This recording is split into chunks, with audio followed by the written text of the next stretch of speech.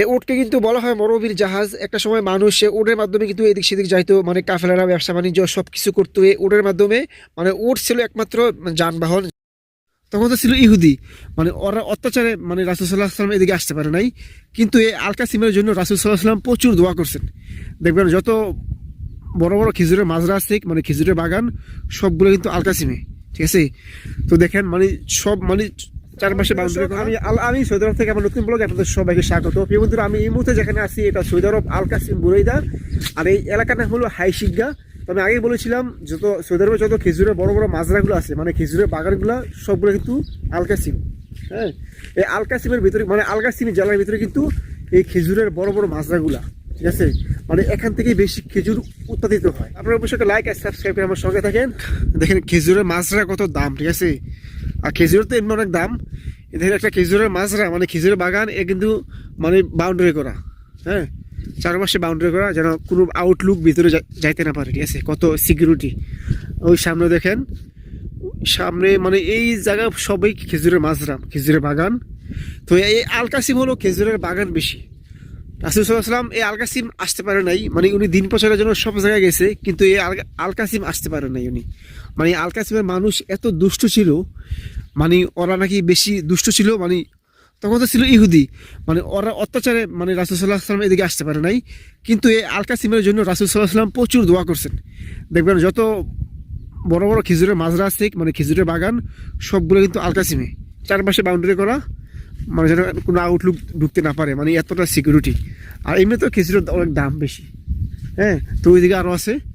তো এই আল কাসিম কিন্তু সবচেয়ে বড় যে খেজুরের বাগানগুলো সবগুলো আল কাসিম। এই আল কাসিম থেকে কিন্তু বেশি খেজুর উৎপাদিত হয়। দেখেন মাশাআল্লাহ, মাত্র কিন্তু খেজুরের যেই মানে ফুল, এই ফুল কিন্তু আসা শুরু করছে। আপনার মানে গরম যখন বেশি গরমটা পড়বে তখন কিন্তু খেজুর পাকার সিজন, মানে অতি গরম যখন পড়ে তখন গরমে খেজুরের পাকে। এই দেখেন প্রত্যেকটার মধ্যে কিন্তু আপনার খেজুরের মানে ফুল চলে আসছে। তো আসলে বাউন্ডারি করার ভিতরে যাওয়ার মতো ওইরকম ইয়া নাই। হ্যাঁ, যদি কেউ থাকে পরিচিত তাহলে যাওয়া যায়, আর এমনি তো যাওয়া যায় না। দেখেন একটা রাস্তা মাঝখান দিয়া, সুন্দর একটা রাস্তা। তো আমি এখানে আসছি আমার এক বন্ধুর কাছে, তো ভাবলাম একটু ভিডিও করি। আর এটা চারপাশে দেখেন বেড়া দেওয়া। ওই পাশেও কিন্তু আছে, এটা আপনার পুরা অর্ধেক আপনার মরুভূমি, আপনার খেজুর এরকম বকরির মাজরা, অর্ধেক হলো খেজুরের মাজরা। আরবিতে বলা হয় উটকে জামাল। হ্যাঁ, কতগুলা মাশাআল্লাহ, দেখেন কত বড় বড়। হ্যাঁ, তো আসলে আইসি খেজুরের মাজরা দেখতে। এটা কিন্তু একটা খেজুরের মাজরা, কিন্তু এটা মৃত, অনেক দাম এগুলার। এই দেখেন মানে পুরো অনেক বড় এরিয়া। হ্যাঁ, মানে মৃত একটা খেজুরের মাজরার মধ্যে এই এই উটগুলা মাশাআল্লাহ অনেক, এখানে প্রায় 1-150 হবে। মানে এই পাশে খেজুরের মাজরা, বিশাল বড় বাউন্ডারি করা।